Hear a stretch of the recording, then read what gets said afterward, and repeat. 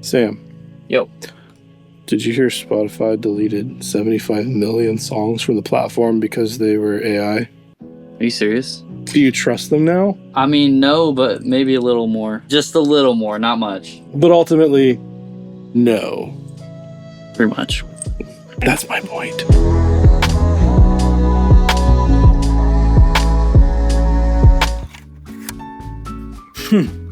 Did you know that subscribing costs you absolutely nothing? It helps the channel apparently a lot. And by the hitting the affiliate link also does way more than you could imagine. At this point, I feel like I've talked about Spotify until my face was blue and the channel. No, Josh, don't turn my face blue for this, please. If you've watched this channel or the Phantom Power Hour, where we talk about anything and everything on our minds at any given point, we talk about Spotify quite a bit. I was an avid Spotify user for a very long time, and the thought about switching was daunting.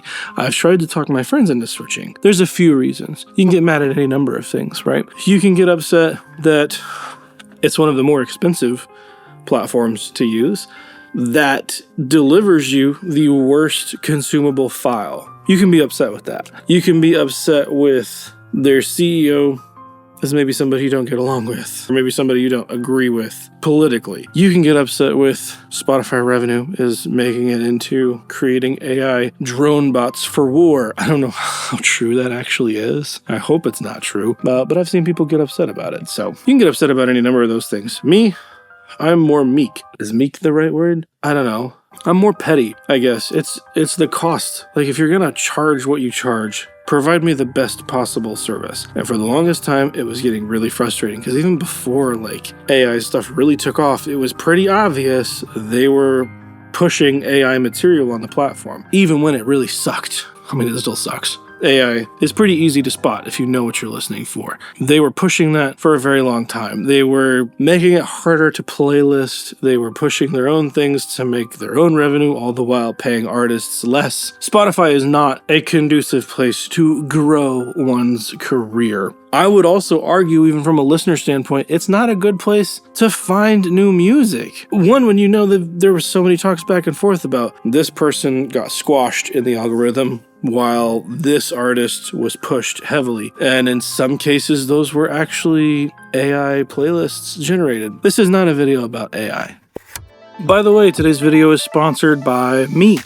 Besides doing the YouTube thing, we do have a commercial recording studio where we track, mix, and master bands from all over. If you guys are interested in getting your songs mastered, check out the QR code right here, or the link in the description, or in the pinned comment down below. Mastering can be kind of weird. If you've never been through the process, it might seem like a little bit of black magic. The way I do it is very collaborative. We talk back and forth about what can be done better with the mix, what you're hoping to accomplish, and how to get there. If you are interested in that, go check that out. I have a few gaps in the schedule, and I would love to start working on some of your guys' music. But move quick before the schedule ends up closing. Thank you guys so much for your support. Back to the video. Now, don't get me wrong, I'm all for a redemption story when it comes to something like this, but I feel like for me, there's no way I'm ever going back to Spotify, and maybe I could sway some of you.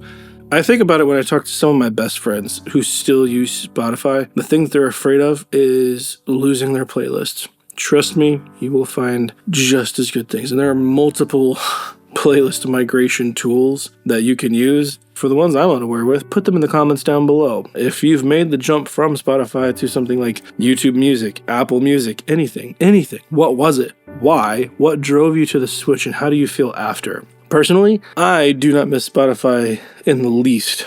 It was by far, looking at it, it was the most clunky of discovery engines. It fed me all sorts of like the same things over and over again. And the quality, it's the worst that you can listen to. That's the bonkers part about it. If we're paying for a premium product and something that is literally like now the verb of how we do, like, Spotify it. Let me find you on Spotify. It's like it's worked its way so far into the ethos. Like, we need to change that fundamentally, because now when a company comes along and like, yeah, okay, we've deleted 75 million AI playlists and songs on there. Well, that's great. Why did it take so long? Spotify having the most resources of any of these things, and not all of them are perfect, right? YouTube Music has been in the news for their super small team being treated not so fairly by higher ups. Arguably, they're providing an immensely better product than something that objectively has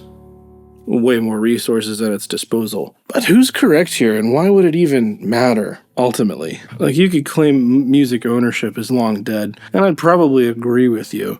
But that doesn't mean music consumption is dead, and there are better ways to consume music. And if you care about artists, my God, there are better platforms out there to support the artists that you work with. I've started to see artists put portions of their song on Spotify just to push people to Bandcamp so that they can actually get a purchase here and there. I don't think that's a bad idea. It's been wild to see how people are dealing with getting paid less and less and less to a platform that is gaining more and more listeners. All the while, like, they're showing they really don't care about their true product because they're selling what artists are putting on their platform. They don't have a product without you. They don't have a product without listeners really not caring about the artist. And as soon as they get that connection too close and they make that relationship too intimate between listener and artist, that's going to come out of the woodwork. And that's not good for them. So you will never see that happen on Spotify. There probably will never be a way for artist and listener to directly communicate. And if there is, it will probably be highly policed. Now, you can go to something on YouTube and you can talk directly to the artist with commenting, with liking. It's easy to find and track them down, to go directly to their channel, find other stuff, to consume more of that artist. And that, to me, works. Apple Music has its quirks, right? It's not perfect either, but at least it provides you a darn good listening experience. The quality on Apple is great. I feel like the rest of these are like give and take. Who cares what you listen to? YouTube Music, Amazon, Apple, I don't care. As long as it's not Spotify. Why do you want to pay for something that's worse? It's like going to a ramen shop and literally getting the cup of ramen, and you don't care, but because you're at the ramen shop and all your friends go there, and you're all happy because you got your little crappy cup of ramen. Have you ever had the real thing? I don't really like it either, but this is a bad example. Congratulations, pat myself on the back. I just fixed the darn music industry. We did it, folks. Congratulations. This is a whole long process. Spotify's not going away. This is going to get them in good graces with a whole lot of people. And if you are on Spotify, that's fine. Ultimately, I don't care. But you should know there are better products out there that treat artists and treat the people supplying that platform with better respect. I don't know. Just getting rid of 75 million AI songs on a platform do enough for you to actually trust them? Are you listening to Spotify right now? Genuinely curious, what does your music consumption look like? If you're listening to something, whether it's Spotify, whether it's anything else, are you listening on headphones? Are you listening on speakers? Are you listening on Bluetooth speakers? Do you care about the quality difference? Is that something you're even concerned with? Is it something that is in the method of you deciding, like, okay, if you are on Spotify, are you now going to pay more because they are offering a higher tier of extra premium just to get you to the bare minimum of what everybody else is providing? Do you care about that? And if you don't, that's fine. I'm genuinely curious. Do you care that they pay artists the least and that they can't get paid unless they hit a certain threshold?